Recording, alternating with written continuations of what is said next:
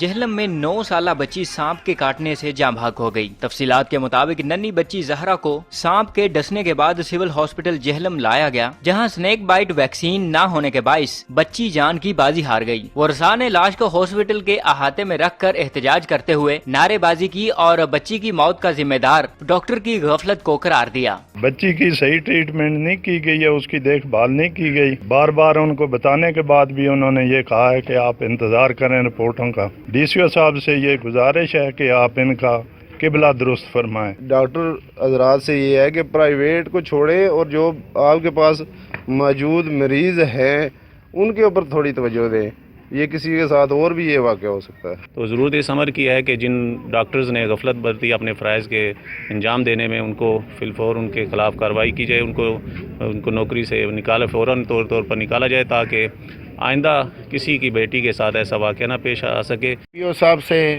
گزارش ہے کہ یہ ایف آئی آر ہماری درج کریں اور ان پہ فوراً ایکشن لیں۔ ڈپٹی کمشنر جہلم سیف انور جپا نے واقعہ کا نوٹس لیتے ہوئے رپورٹ 24 گھنٹے میں طلب کر لی۔ 9 سالہ زہرا کی نماز جنازہ کشمیر کالونی جہلم میں ادا کر دی گئی۔